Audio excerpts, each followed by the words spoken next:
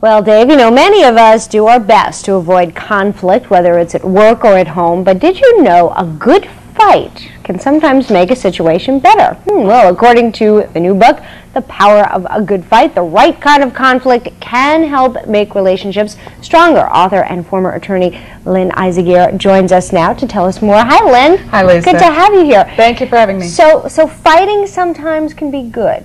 It can build creativity and build relationships if we have good fights as opposed to bad fights. What's the difference? Well, a good fight, number one, focuses on ideas rather than personalities. It is conflict that's out in the open as opposed to flying below the radar screen, being mask conflict. Right. It's where we skillfully manage our emotions. We all have emotions, but if they get too over the top, we're going to have a bad fight. Sure. And last but not least, it's fought by people who value the process of conflict and realize it can lead to better ideas. So somebody like me, I'm not a big fan of confrontation. If I have to, I'll do it. But I get my heart beats, and how do you get past that? Well, I think it starts with attitude, with realizing that it can be something that can be useful both to us and to our organization. So that can help us calm our fear. Also, preparation is very important. If we know that we're going to go into something that's going to be stressful for us, perhaps we can role play with a friend or our spouse if he or she can stand to listen to the problem one more time, or something like that, and really identifying what our bottom line is, what we think the other person's bottom line. So a lot of preparation ahead of time can help us. So that's where you say don't despair, prepare. Right, exactly, prepare. Right, okay. Also you say reveal, don't conceal. Yes, we really need to get down to our underlying needs and interests. Most of us go in with our solution to the problem, and we fall in love with our solutions, and we haven't really thought about other options. So we need to reveal our underlying needs and interests, why we want what we say we want, and think about theirs rather than concealing what's really going on. That's the fastest way to get to a creative resolution. Okay, and tackle the problem.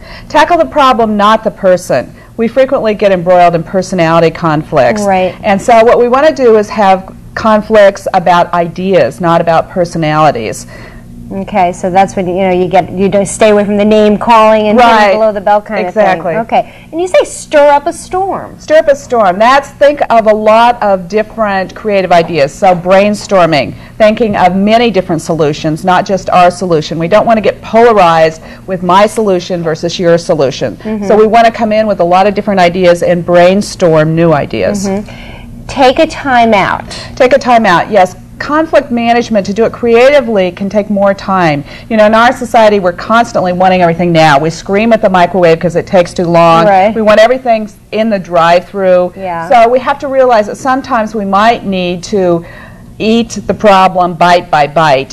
Take a little bit of time to try to work it out, and then take a time out and then come back. So sometimes it's good to walk away from the problem and just to sort of collect yourself and get some perspective on it. Yes. Yeah. Because I know I'll tend to do that. My husband and I have an argument, and I'm starting to go walk out the door or something, and that's a good thing to do. It's a good thing as long as we come back. Yeah. We don't want to just go walk around the block and then come back. Yeah. Right. Okay. All right, Lynn. Great advice. Thanks very much. And once again, want to mention the new book, The Power of a Good Fight.